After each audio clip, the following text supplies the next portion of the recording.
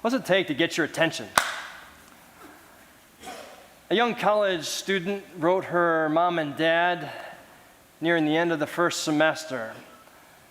She said, "Mom, Dad, I know it's been about a month since I've called, and in honest, it's been a lot of chaos at school.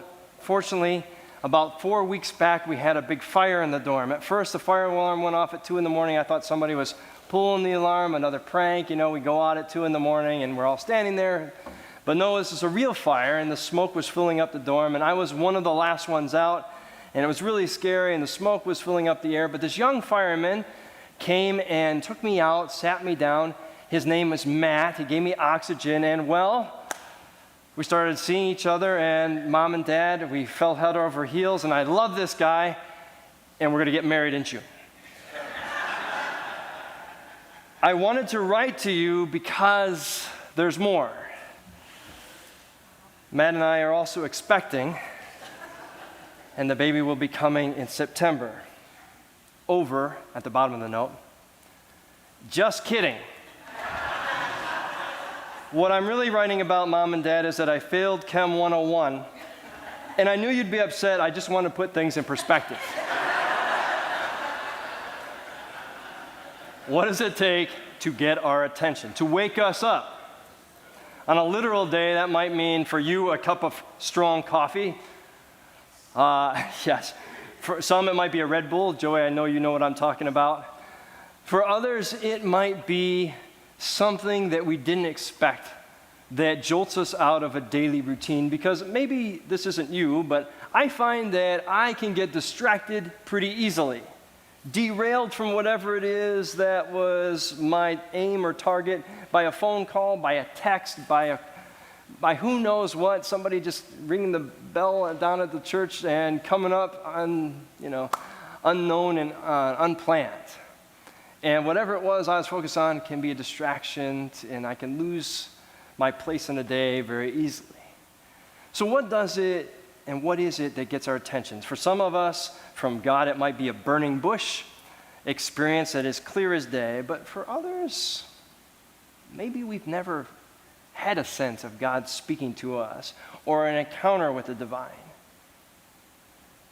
In some of our day-to-day lives, we can be woken up to reality through something dramatic, like screeching tires and car horns, and sometimes getting T-boned or rear-ended in a car. And next thing you know, all the things you had planned, now you're in the hospital, and you have plenty of time to think about, if you've ever been in this situation, it doesn't have to be a car wreck,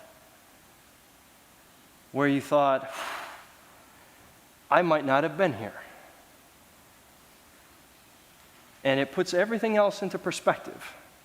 You know, whether you're stepping out of the shower and there's a lump there that wasn't there before, or you get some news about a family member, and everything that seems so vital, so, right on the calendar that you had to get to just is not any real importance in the grand scheme of things when something bigger comes on the horizon that is unplanned and unexpected.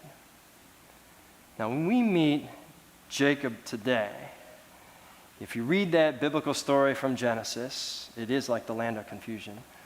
Lots of weird things going on in Genesis all the time, lots of family situations. But Jacob, to be honest, Jacob is kind of, I want to call him a dirtbag. No, I don't want to call him a dirtbag. He's kind of slippery, kind of sleazy a little bit. That's kind of the shadow side of Jacob. He's an opportunist. Maybe that's the best way to portray Jacob. He is ambitious. In fact, Jacob's world is his ambitions. It doesn't matter who he's got to deal with or hurt, as long as it benefits Jacob. So he dupes his brother out of his birthright by, taking advantage of him when he's starving. He fools literally by pulling the wool over his old man's eyes, by taking advantage of his older father's poor and failing eyesight, dresses up in this goofy costume, tells him and makes, with his mom's help, makes some food that his brother normally would have prepared, pretends to be his brother, gets a family blessing, and basically becomes the heir to the estate that his brother would have got. Now, those of you with siblings, if your parent treats one with favor or gives something to your sibling that was yours growing up. Usually that doesn't sit too well. And so his brother, who's more brain than brawn, Esau, says, if it's the last thing I do, I'm going to take you out. You're going to die by my hand. So Jacob goes on the run, as you saw so awesomely portrayed by the Retberg family. Thank you for doing that. And Jacob, it says he comes from Beersheba to Haran, and then the Hebrew is very nebulous. In a certain place. In other words, Jacob's lost. More than geographically. He's lost in life. He knows everything he wanted. He's gotten everything he's wanted, but at a cost.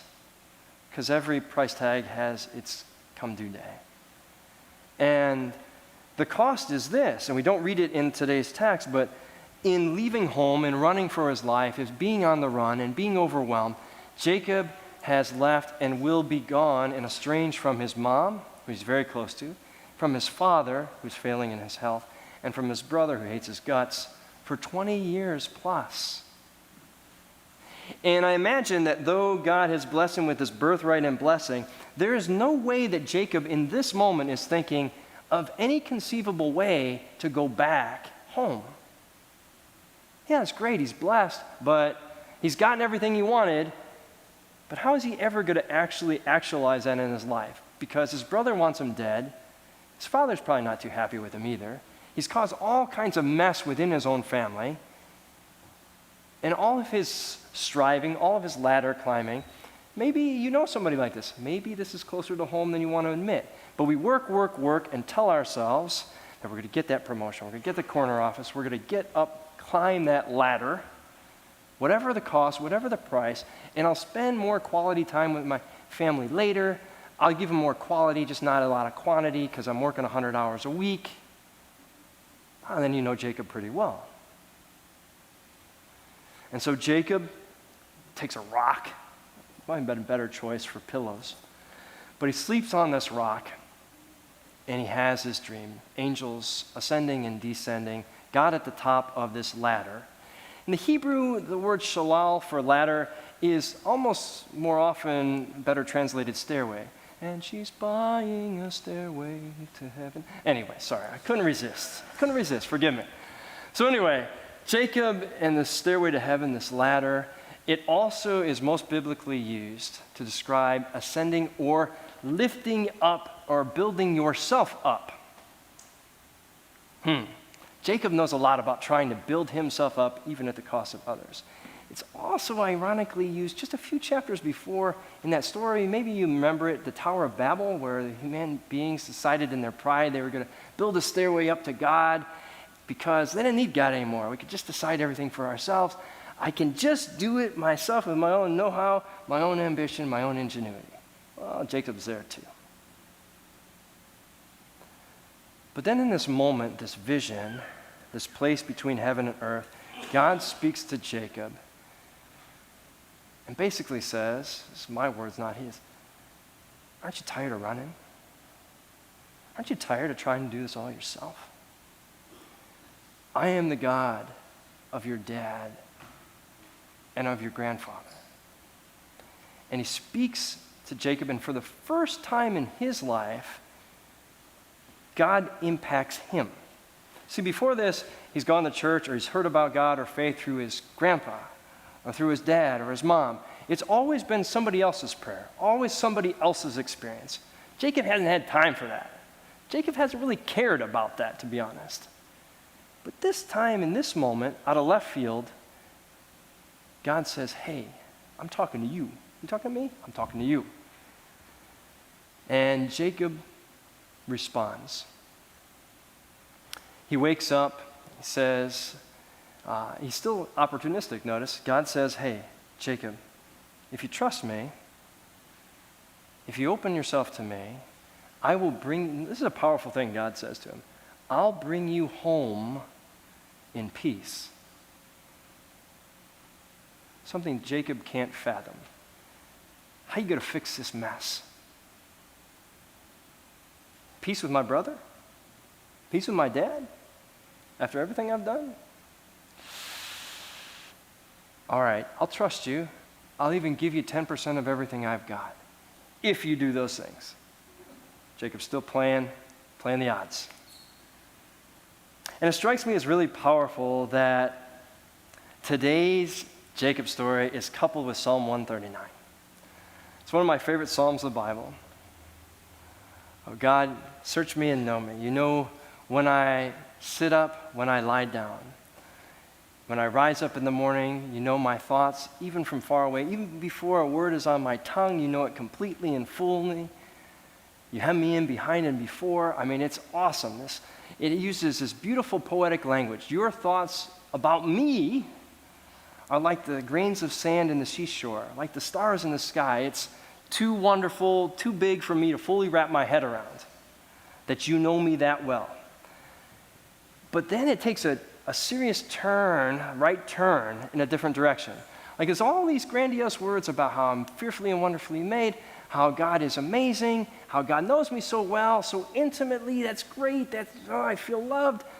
And then he says, if there's anywhere I can go to run away from you, he's thinking to himself, all right, if I can go to the farthest edge of the sea, if I can go and hide myself in the darkest room impossible, what's all this language about trying to hide from God? Well, if God knows us that well, God knows everything? Everything? Oh, I don't know that that's such a secure feeling if God knows everything. So you hear the psalmist talk about all this language about running away. Because the idea that God knows the good, the bad, and the ugly is a little bit terrifying in the same way that it's inspiring. I think Jacob's right in that middle place where he's not experienced God before, and he's uncertain about what this relationship with God will mean, and he's trying to figure it out, maybe like some of us. So I'll ask you again, what does it take? What did it take for God to get Jacob's attention? What does it take for God to get ours? To wake up to God in our lives. Have we been running? Have we never felt really any connection with God at all? It's always been somebody else's story, somebody else's prayer. And what might it look like for us? In the New Testament, the story is referenced through a disciple named Nathanael. And in John's Gospel, Nathanael's sitting underneath a fig tree. It's a hot day. He's kind of in the shade. And his friend Philip comes up and he says, "Oh, Nathanael, you're not going to believe this. I met this guy, and I think he's the future king of Israel. I think he's the Messiah. I think he might be the Son of the living God. The things I've seen him do and the things he said, you have to meet this guy, Jesus of Nazareth." And Nathanael's first reaction is, Nazareth? That podunk town of like 100 people? You talking about like Piatone? What? What big things ever come out of there? Nothing. Yeah, come on. Nazareth? Guys from Nazareth, whatever. Let's go meet him. And when they go, Jesus says to Nathanael, and it's really interesting because it connects it to this Old Testament story of Jacob so powerfully. He points to Nathanael and says, "Here is an Israelite." Jacob's name changes to Israel. "Here is Israel, in whom there's no deceit." Now, we know that's not true of Jacob. It's true of Nathanael. And he says to Nathanael those things. "I know you're an honest, true, blue Israelite." And Nathanael says, "Do I know you? How do you know who I am?" And he says to him, "Before Philip went and got you, I saw you sitting under the fig tree." I didn't say anything about any fig tree. And then he also has this experience where he sees in Jesus something he hadn't seen or expected to see in this place. And he says, "Wow, you are the Messiah. You are the King of Israel." And Jesus says, "I tell you the truth, Nathanael, you will see angels ascending and descending on the Son of Man if you come with me." In other words, you'll see God in unexpected. You follow me, and you'll see God in places you didn't expect, through situations you couldn't have seen coming, through people you never imagined. And God will show God's self to you, and it'll change who you are, transform your life. One last story for you before I close up. And one of the people that I respect most in my life was a pastor named Pastor Leroy Sanders. And Leroy Sanders was at Kenwood United Church of Christ in the south side of Chicago. But before he was a minister, I knew him as we would go down to Kenwood UCC for soup kitchens. And we would be serving people, and every now and then a person would come in, not with the greatest of countenances or demeanors, and be very bossy or pushy or even violent or abusive. And Pastor Sanders, who is normally this very humble, quiet, gentle guy, very soft-spoken, would like turn over like an engine into this fiery, sharp, intimidating figure, and would talk to them in no uncertain terms. Just one word from Pastor Sanders, and people would back down and leave or just back off. And I asked one of the volunteers at Kenwood, I said, what happened here? How did Pastor Sanders get to the place where, people just respect him that much? And they said, well, Pastor Sanders used to be one of the leaders of one of the worst heavy-hitting gangs in the south side of Chicago. And this community feared that gang, feared him in that life he had. And then something happened. God met Leroy, the truth of it is, in a choice, an intersection between going to jail for a long time and an opportunity to turn his life around. And in that moment, heaven and earth met, and this hardened gang leader became somebody else, Jacob to Israel, one who strives with God. And his life was forever changed, and I marveled at that, because never in a million years would I have guessed some of the places he had been and gone, who he used to be, by the person that stood in front of me now. I thought, only by God did something like that happen. And Pastor Sanders would be the first person to tell you, he's not sure how that road happened except by the grace of God. So I'll ask you one last time. As you come to this place as a visitor for the first time, or you've been here your whole life, or it's a place you call home, or you're watching online from wherever you may be, what might it take for God to wake us up? As we look at ourselves in the mirror, as we consider where we've been, where we are in this moment, as we kind of assess our lives and think about, is where I'm at, is this in this moment, do I see God in this place or around me in my life? And is this a life that I think God would have me to be living? Or is there something more? Something that the Holy Spirit hasn't welcomed me to yet? I can't answer that for you. So I'll leave it sit there today. What does it take to wake us up? Amen.